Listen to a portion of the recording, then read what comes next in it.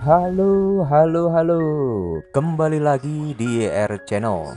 Kali ini kita akan merangkum film drama Korea yang berjudul The Glory. Film ini mendapat rating yang sangat tinggi, yakni 8,9 di IMDb. Jadi sangat layak untuk ditonton. Film ini bergenre melodrama thriller yang sangat disarankan untuk umur 18 tahun ke atas karena ada adegan kekerasan di film ini. Terdapat dua peran sentral di film The Glory, yakni Moon Do Young, gadis yang memiliki kehidupan sederhana dan cenderung tidak berada, dan juga Park Yeon Jin, gadis kaya raya yang mempunyai pengaruh besar di sekolahnya. Yang bahkan wakil kepala sekolah pun dianggap pembantu ibunya oleh Yeon Jin. Dong Eun kerap mendapatkan perundungan atau kekerasan dari Yong Jin dan kelompoknya, yakni Jae-jun, Sarah, Hye Jong, dan Myung-oh. Namun Dong-eun hanya diam saja dan tidak bisa berbuat apa-apa. Dan dari situlah satu hal yang dipikirkan Dong-eun, itu balas dendam kepada Yeon Jin dan kawan-kawannya. Well, kita lanjut saja ke filmnya. Di awal film diperlihatkan Moon Dong-eun sedang melakukan perjalanan ke daerah Japyeong. Kemudian dia berhenti di sebuah apartemen. Seorang nenek datang menyambutnya dan memberinya sebuah bunga. Saat nenek tersebut memecahkan pot bunga, suara pecahan pot membuat Dong-eun teringat dengan masa lalu yang kelam saat dia sering mendapat pembulian dengan kekerasan oleh Yeonjun dan teman-temannya. Di scene selanjutnya, Dong-eun pernah melaporkan kejadian kekerasan tersebut kepada polisi. Namun, kepolisian dan pihak sekolah tidak bisa berbuat apa-apa. Yeonjin sebagai pelaku utama hanya dinasihati oleh wakil kepala sekolah dan akhirnya dilepaskan. Dan wali kelas yang menjemput Dong-eun ke kantor polisi malah memarahinya karena dia memakai seragam sekolah dan menganggap kejadian itu hanyalah lelucon antar teman. Keesokan harinya, Dong-eun dibawa oleh Myung-oh dan Sarah ke hadapan Yeojin di gimnasium sekolah. Alih-alih meminta maaf atas ulahnya, dia dan kelompoknya malah menyekap Dong-eun dan tidak segan-segan menempelkan alat catokan rambut yang menyala ke tangan Dong-eun beberapa kali hingga terlihat melepuh. Tidak hanya itu, Dong-eun juga ditampar dan kerap dipermalukan. Dong-eun sempat minta bantuan, namun tidak ada yang menolong karena kunci sudah dibawa oleh Sarah. Karena Sarah telah memberikan sesuatu yang disukai oleh sang guru olahraga. Ya, kau tahulah itu ya.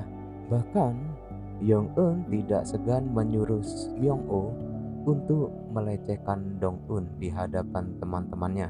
Sedangkan Dong-eun tidak bisa melawan karena fisiknya yang lemah dan tidak berdaya. Pada suatu waktu, Dong-eun berniat mengobati lukanya di klinik sekolah. Perawat yang ditemuinya cukup terkejut dan penasaran tentang siapa yang menyebabkan luka di tubuh Dong-eun ini. Secara mengejutkan, Yong-jin tiba-tiba muncul di balik tirai. Dia duduk di salah satu ranjang klinik dan menguping pembicaraan tersebut. Yong-jin juga dengan arogan mengakui bahwa hal tersebut disebabkan olehnya.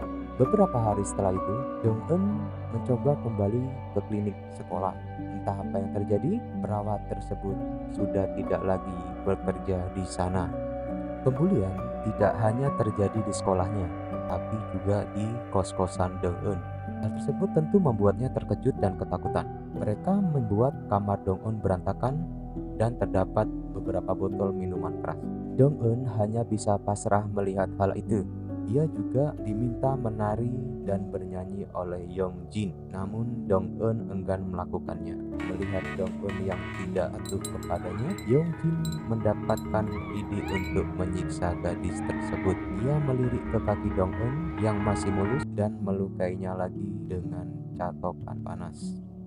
Merasa muak dan frustasi dengan kejadian-kejadian itu, membuat Dong-eun hampir bunuh diri dengan meloncat dari gedung, tapi tidak dilakukannya. Dia malah membuka bajunya dan mengusap tubuhnya yang sakit itu ke salju agar dapat meringankan sakit yang dirasakannya. Akhirnya, Dong-eun memutuskan untuk berhenti dari sekolah. Dia menyerahkan formulir pengunduran dirinya ke wali kelas. Formulir tersebut menuliskan bahwa alasan pengunduran diri dikarenakan adanya pembulian oleh Yeonjin dan kawan-kawannya. Namun, wali kelasnya malah menamparnya berkali-kali hingga Dong-eun terjatuh ke lantai. Di sisi lainnya, orang tua Dong-eun malah mau dibayar oleh orang tua Yeonjin agar mau mengubah isi formulir itu.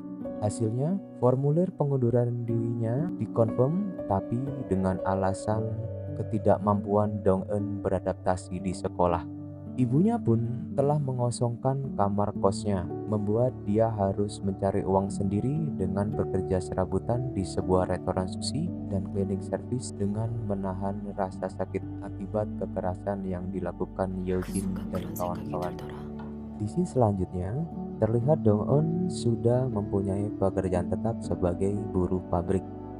Di sela kesibukannya itu, ia juga sempatkan belajar dengan keras agar bisa lolos ujian di General Education Development, walaupun kadang dia dimarahin oleh atasannya.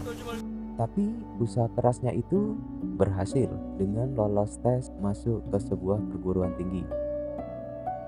Di akhir masa kerjanya, Dong-eun sempat diajak berbicara teman kerjanya yang ingin mengucap selamat kepada Dong-eun karena masuk ke perguruan tinggi. Temannya ini mengatakan bahwa Dong-eun pasti memiliki cita-cita masuk ke sebuah perusahaan besar. Tapi Dong-eun hanya menjawab bahwa bukan itu yang dia cari. Sambil berlalu pergi, Dong-eun menjawab dalam hatinya bahwa dia melakukan semua itu demi mencapai tujuan, yakni membalas kepada Yeonjin dan kawan-kawan. Dong-eun berusaha untuk mencari tahu tentang orang-orang yang membulinya di bangku sekolah dengan cara menonton acara yang dibawakan oleh Yeonjin di televisi. Tak hanya itu, dia juga mengingat siapa saja yang terlibat di dalamnya, termasuk wali kelas, orang tuanya, dan dia menempel semua fotonya di dinding kamar apartemennya. Di scene akhir memperlihatkan Dong-eun yang sebagai seorang guru sedang menceritakan semua hal yang dialaminya tersebut kepada seorang muridnya bernama Hae-sol. Anak kecil itu sempat menganggap bahwa cerita yang diceritakan oleh Dong-eun adalah dongeng, dan dia tidak suka karena pemeran utamanya bukan ibunya. Tapi Dong-eun menjawab bahwa itu bukanlah dongeng. Cerita itu nyata dan pemeran utamanya adalah ibunya. Dan ternyata Hae-sol ini adalah anak dari Yeonji, orang yang diimpi-impikan oleh Dong-eun sampai saat ini. Begitulah akhir dari episode yang pertama.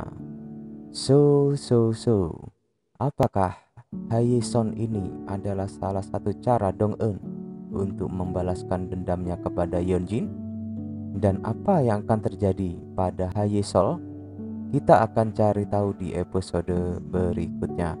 So, jangan lupa like-nya dan subscribe channel ini agar tidak ketinggalan episode-episode selanjutnya. Bye-bye.